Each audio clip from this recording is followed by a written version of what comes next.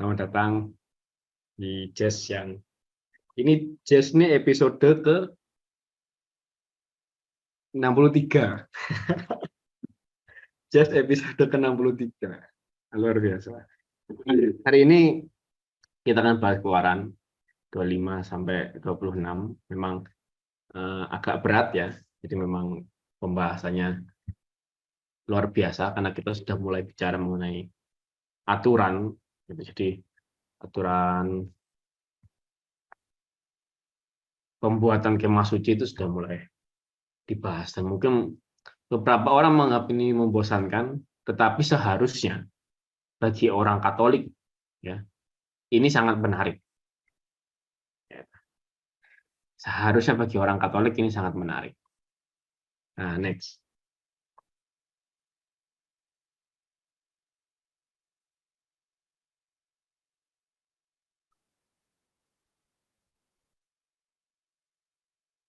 Oke, sebelum kita mulai, kita buka dengan doa dulu.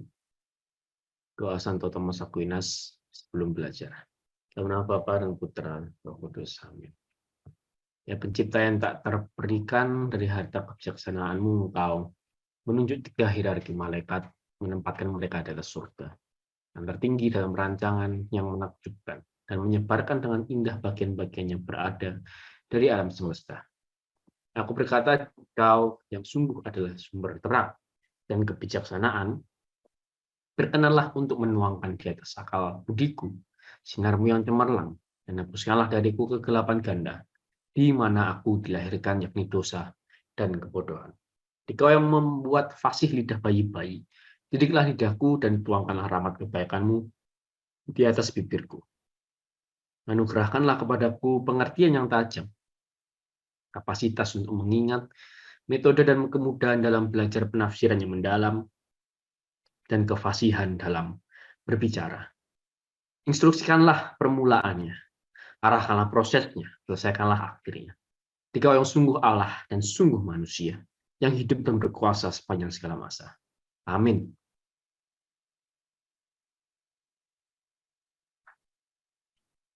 Kemuliaan kepada Bapa dan Putra dan Roh Kudus, seperti pada permulaan, sekarang, selalu, dan sepanjang segala abad.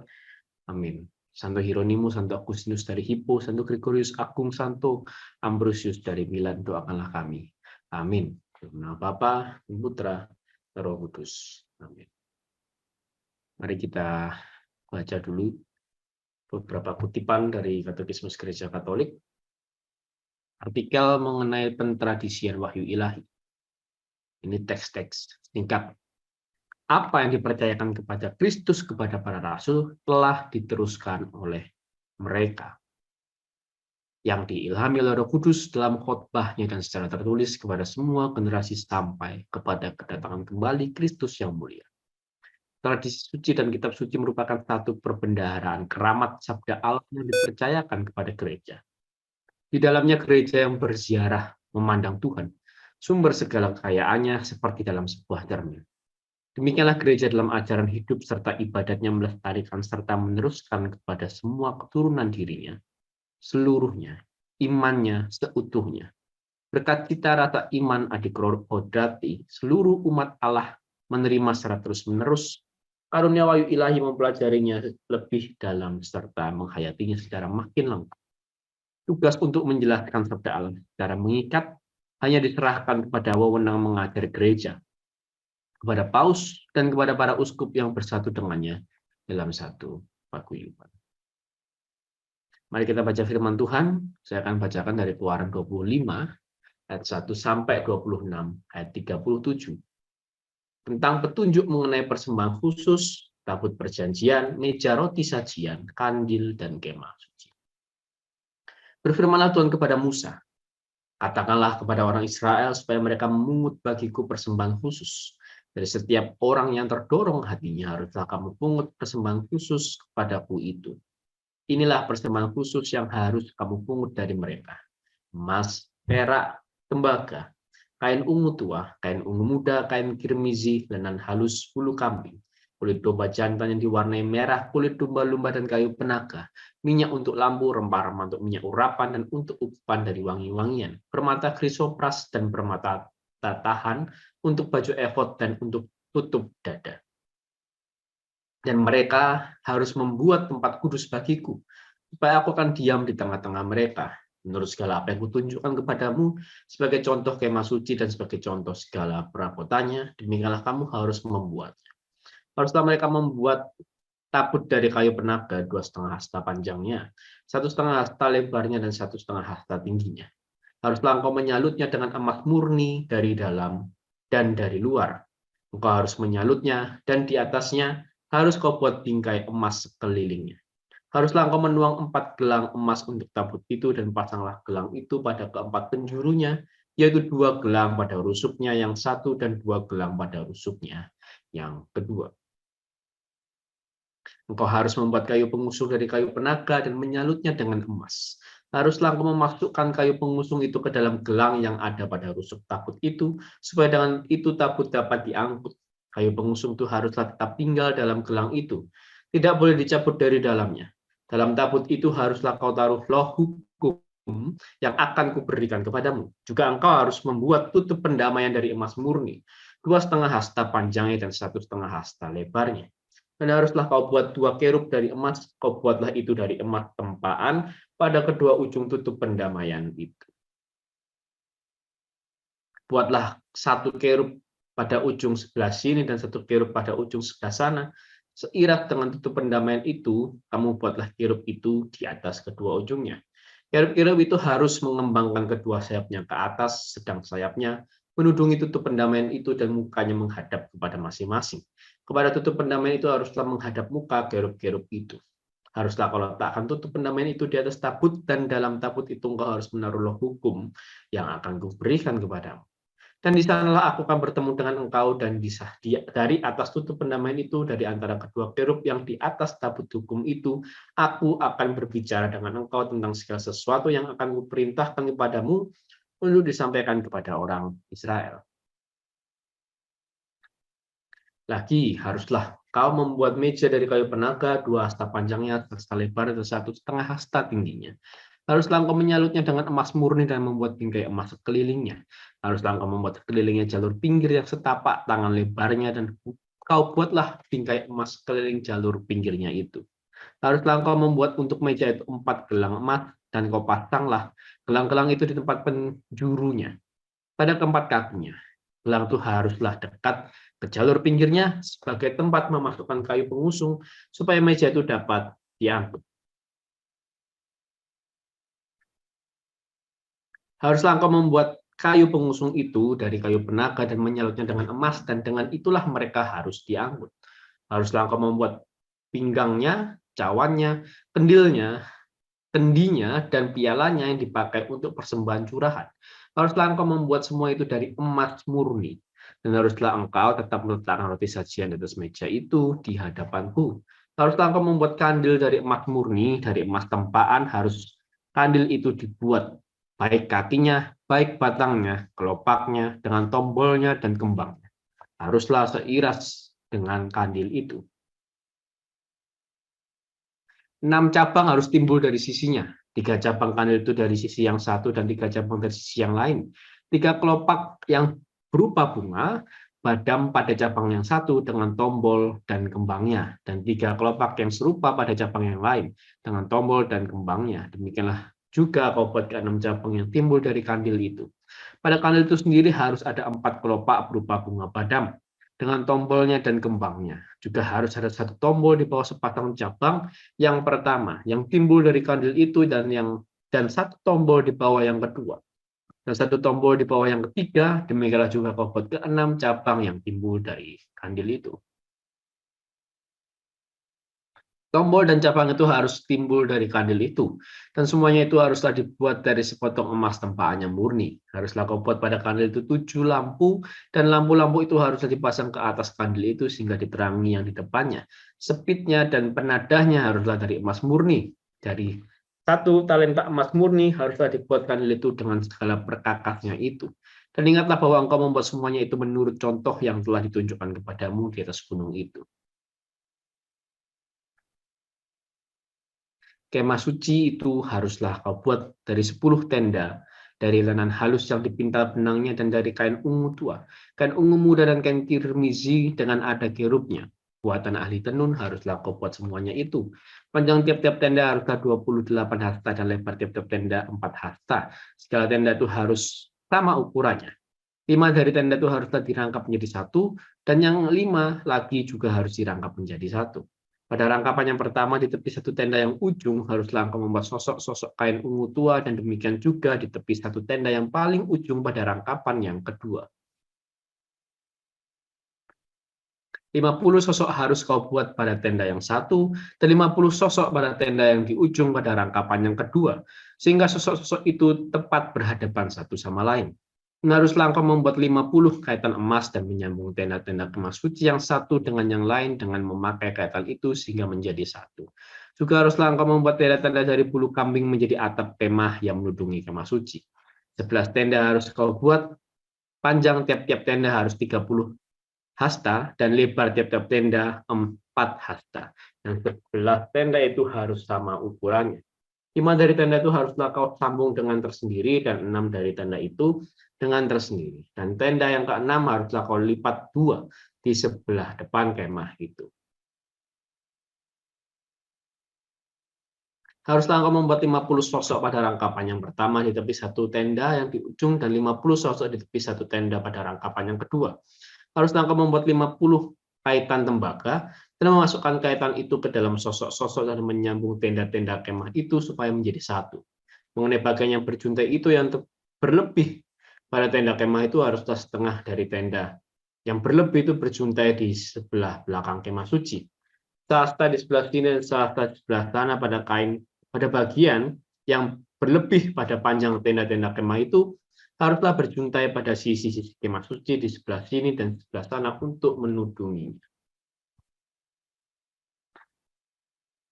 Juga haruslah engkau membuat untuk kemah itu tudung dari kulit domba jantan yang diwarnai merah, dan tudung dari kulit domba-domba di atasnya lagi. Haruslah engkau membuat untuk kemah suci papan dari kayu penaga yang berdiri tegak, 10 hasta panjangnya, 1 papan, dan 1,5 hasta lebarnya tiap-tiap papan. Tiap-tiap papan harus ada 2 pasaknya yang disengkang satu sama lain. Demikianlah harus kau perbuat dengan segala papan kemah suci. Haruslah engkau membuat papan-papan untuk kemah suci, 20 papan pada sebelah selatan.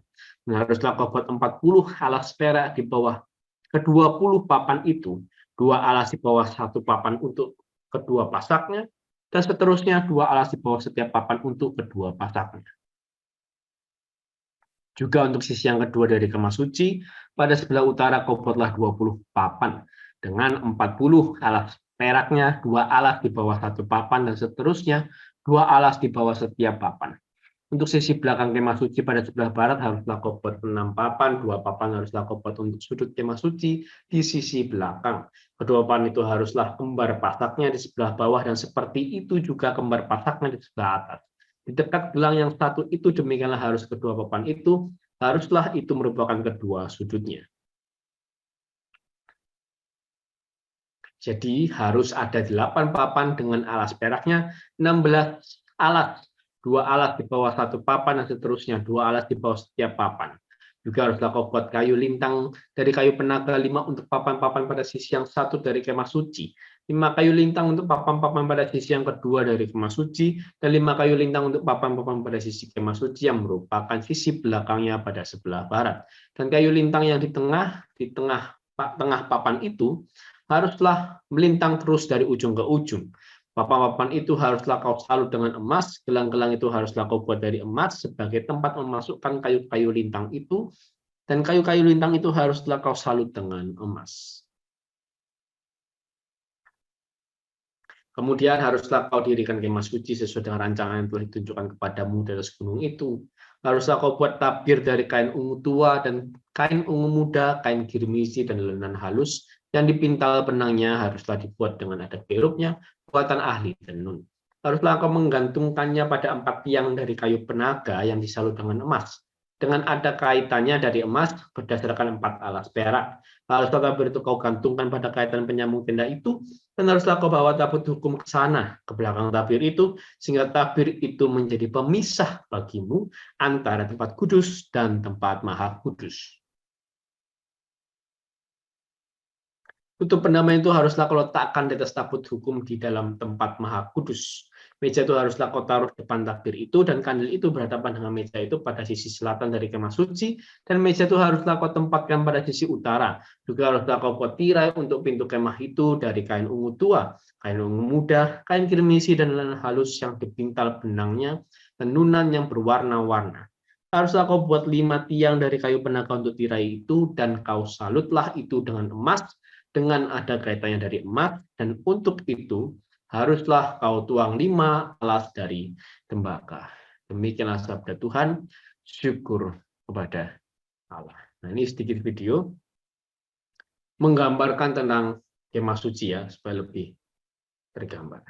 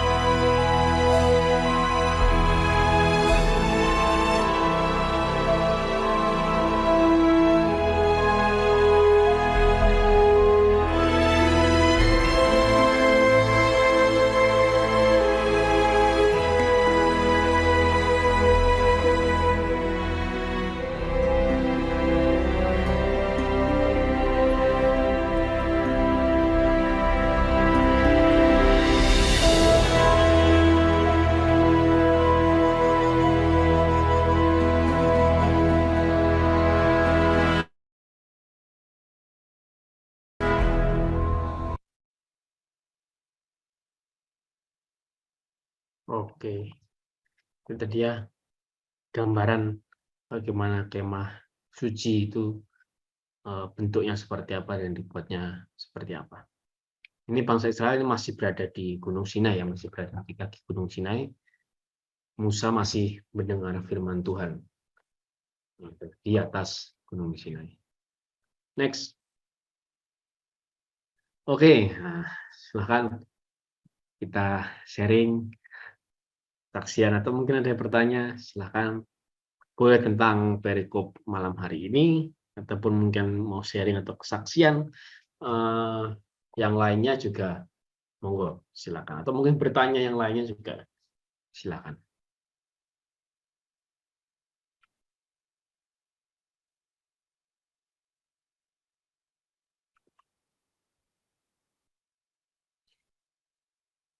Oke, ini ada pertanyaan dari chat ya, dari Tristan. Peraturan-peraturan masih teruskan semua gereja Katolik ya? Nggak, langsung jawabannya cepat ya. Apa ada yang teruskan secara literal? Ya. Karena Tuhan Yesus katakan kalau tidak ada satu yang dibatalkan di sementara, terima kasih. Ya, jadi petunjuk. Nah, tadi saya katakan ya, kita sebagai orang Katolik mestinya ngerti pas baca ini, gitu. Kenapa saya katakan begitu? Karena satu-satunya yang mewarisi tempat peribadahan seperti kemah suci dan bait Allah itu ya hanya gereja. Dan ketika saya mengatakan gereja ya lebih spesifik lagi adalah gereja Katolik. Begitu.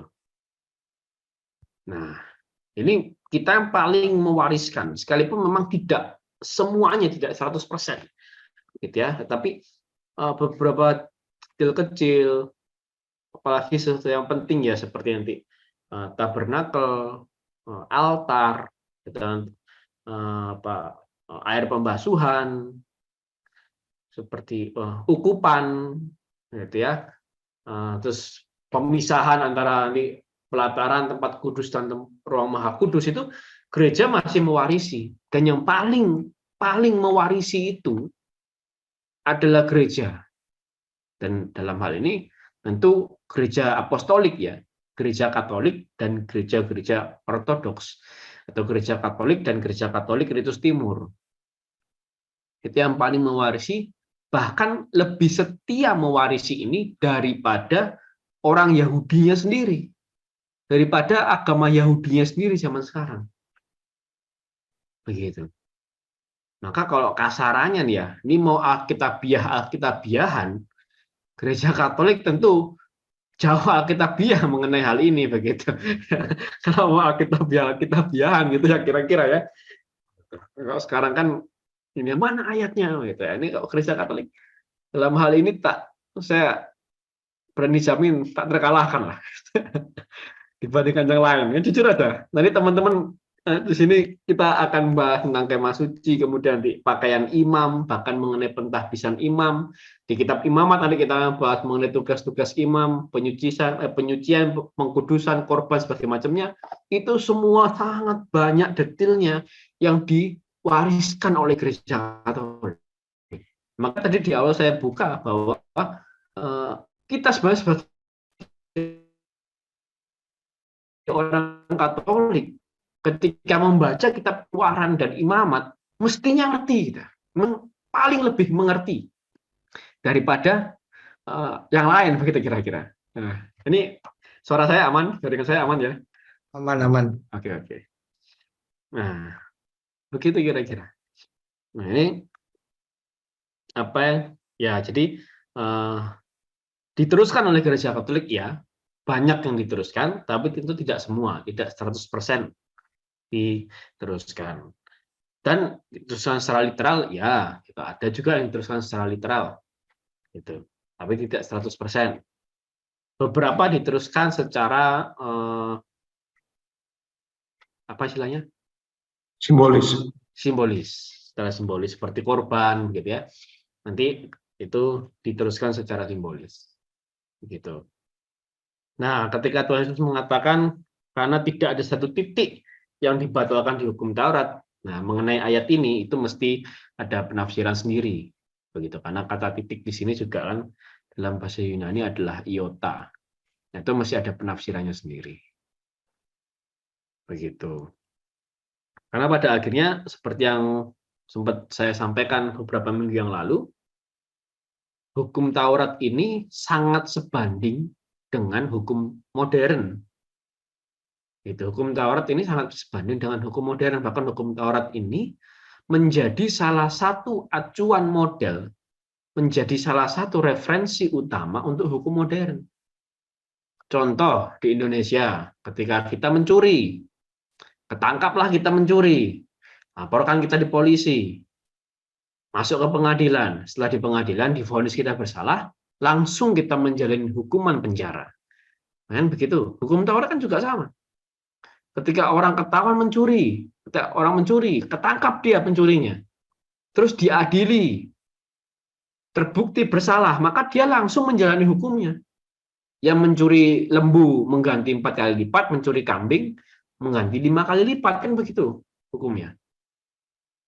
Nah, ini setara begitu. Maka kalau hukum Taurat sama sekali hilang dan dibatalkan itu tidak begitu konsepnya, gitu. Karena kita masih melihat dalam sisi konteks sejarah dan mesti melihat memandang ini dalam sisi ilmu hukum, begitu. Nah, begitu Tristan, tapi Tristannya sudah live ya. Nah, begitu teman-teman. Semoga menjawab. Jadi nanti, wah, ini saya cukup justru ini saya cukup exciting ya, dengan pembahasan sampai mulai dari malam hari ini sampai seterusnya begitu ya. Sekalipun beberapa orang mungkin menganggap ini kitab yang membosankan gitu ya, ada orang yang menganggap bahwa ya di dalam kitab Keluaran Imamat inilah kesabaran saya diuji begitu kira-kira ya. Ya. Itu menurut saya karena memang belum mengerti begitu. Tapi ketika kita mengerti, apalagi kita orang Katolik, wah, exciting sekali, keren sekali. Semakin yakin atas kebenaran yang diwariskan dalam gereja Katolik. Nah, begitu kira-kira. Begitu. Monggo silakan yang lain. Kalau Leo sama Jos mau menambahkan boleh, tapi nanti lebih detail lagi akan dibahas dalam materi tentunya ya. Gitu. Silakan yang lain. Jos. Waduh, oke. Kalau dari saya sendiri memang apa ya? Memang kan kita kan kalau berdasarkan sejarah-sejarah gereja ya, memang bisa dibilang gereja kita kenapa disebut apostolik sih? Karena gereja Katolik itu ya, dan juga sebenarnya Katolik Virus Timur dan juga Ortodoks sebenarnya. Tapi ya, nanti pembahasannya kemana-mana. Itu kan sebenarnya kan memang ditariknya kan dari zaman para rasul hingga 2000 tahun yang sekarang ini. Makanya apostolik, apostel, nah itu karena menurun dari para rasul. Dan para rasul sendiri sebenarnya pada waktu itu kan memang belum disebut sebagai Kristen sebenarnya. Jadi kan mereka tuh bisa dibilang adalah orang Yahudi. Ya.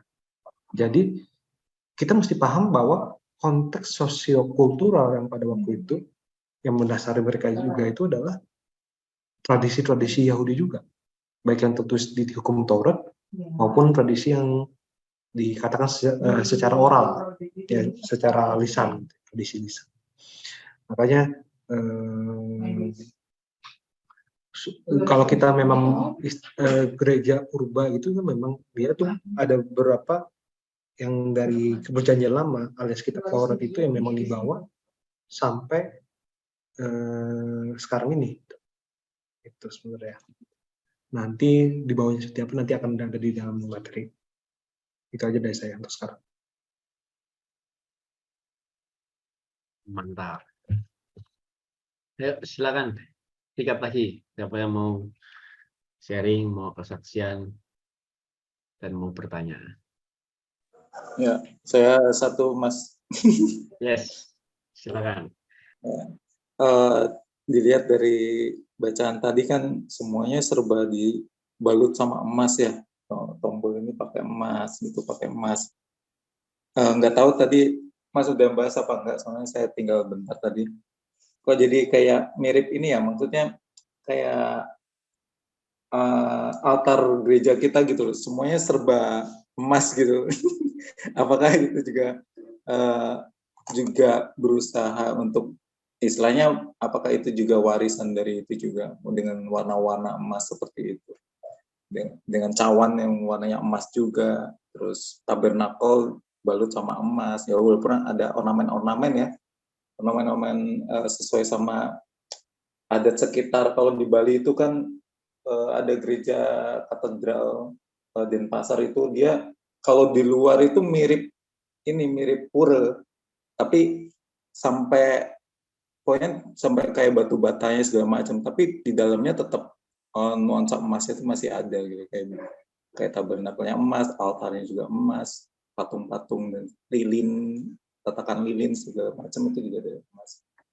Itu sih. Ya, itu aja sih yang saya tangkap. Oke, ya benar Mas Kris. Gitu. Kalau tabernakel, ya, tabernakel memang ada.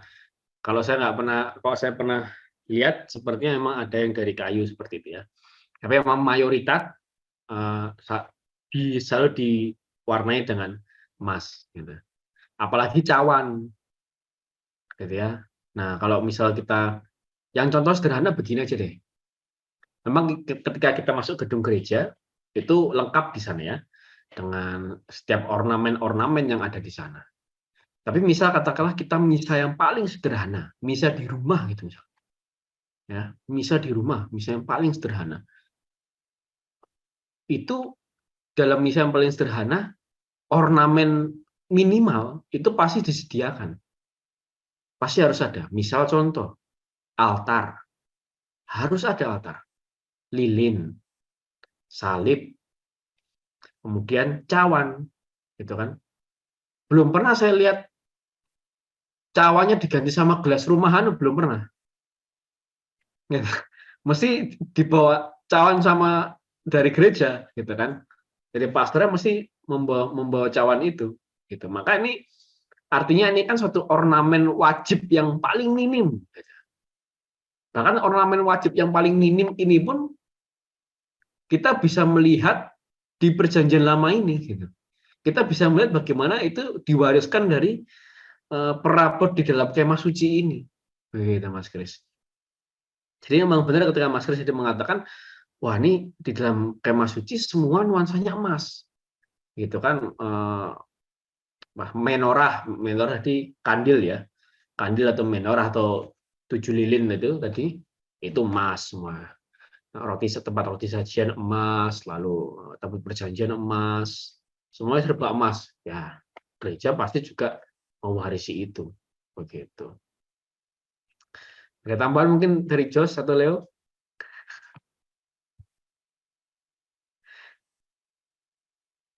Paling begitu Mas Kris. Benar tadi? Terima kasih Mas. Siap, sama-sama. Ini memang keren lah. Keren banget kok menurut saya. Saya cukup exciting ketika mulai masuk ke topik ini, bahkan sampai topik-topik berikutnya. Sampai ke imamat nanti. Wah, itu keren banget. Itu keren banget. Silakan. Siapa lagi yang mau sharing? Kesaksian juga boleh tentang apapun, tentang mungkin minggu ini mengalami apa, silakan kesaksian. Atau mungkin mau tanya, silakan.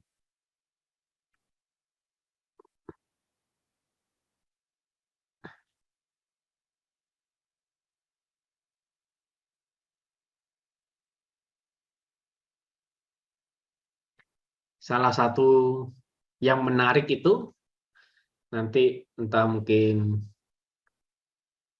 1 atau 2 atau 3 topik setelah ini begitu ya. Itu adalah perkakas mengenai perkakas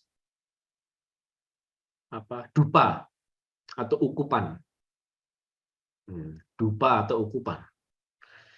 Kenapa saya katakan ini yang menarik ya? Ini mungkin agak sedikit lebih maju ya, karena saya sembari menunggu sharing nih, siapa tahu ada mau sharing lagi gitu. Cerita-cerita sedikit. Dupa atau ukupan. Kenapa saya katakan begitu? Karena ketika kita ngomong di zaman sekarang, di Indonesia khususnya, ketika kita bicara dupa, itu identik dengan okultisme. Nah, itu identik dengan nyembah pohon gitu ya, pohon beringin gitu kira-kira, nyembah batu yang gede atau jenisnya begitu kan, identik dengan hal seperti itu, sesajen begitu kira-kira. Ketika kita bicara mengenai dupa, mengenai ukupan atau mengenai kemenyan gitu kan, itu pasti identik dengan hal seperti itu gitu. Makanannya jin gitu kira-kira, makanannya setan kaki kemenyan gitu kan. Itu identik dengan hal seperti itu, khususnya di Indonesia. Nah, padahal itu semua, kalau kita lihat dalam gereja Katolik, gitu kan, dupa itu masih selalu, gitu. Khususnya misal ketika pembacaan Injil misal, nah, itu kan pasti pastor akan mendupai Injil. Ketika baru masuk gereja, altar itu pasti didupai. Begitu. Bahkan umat juga nanti akan didupai juga begitu sebelum doa persembahan. Setelah persembahan, sebelum doa persembahan, umat akan berdiri dan kita didupai gitu ya, sama dibantu oleh misdinar. Hal seperti itu. Padahal itu nggak ada hubungannya dengan sesajen begitu. Tapi sangat erat kaitannya dengan dupa yang ada di kemah suci, dengan ukupan yang ada di kemah suci. Begitu. Makanya ada orang sampai bilang begini begitu. Itu kalau dalam misal gereja-gereja karismatik sebagai contoh ya, mereka berdoa gitu kan, Tuhan biarlah pujian kami atau persembahan kami menjadi persembahan dupa yang harum bagimu. Nah, mana dupanya kan begitu.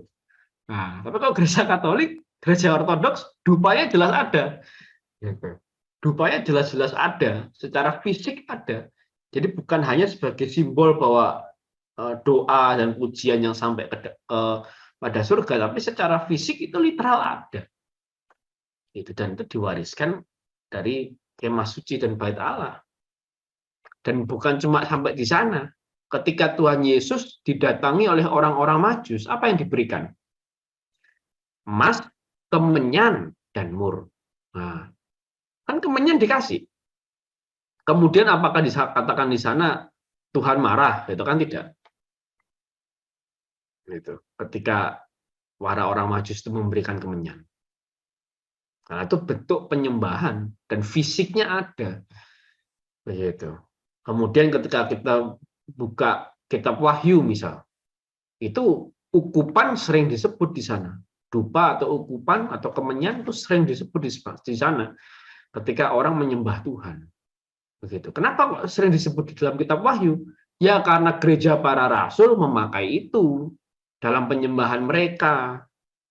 Kenapa kok para rasul memakai itu dalam penyembahan mereka? Ya karena orang Yahudi juga memakai dupa dan ukupan dalam penyembahan mereka. Kan begitu saja sebenarnya. Tetapi anehnya malah ada beberapa oknum-oknum gitu ya, yang seakan menyalahkan gereja Katolik karena memakai dupa. Gitu. Karena dia pikirannya tidak melihat konteks kemah suci dan bait Allah, tapi pikirannya melihat pada pohon beringin yang paling besar di dekat rumahnya, begitu. Nanti ya nggak nyambung begitu. Nah, itu kira-kira begitu. Sedikit cerita. Ayo silakan. Siapa yang mau sharing? Yang mau kasih kesaksian? Atau mau bertanya? Silakan.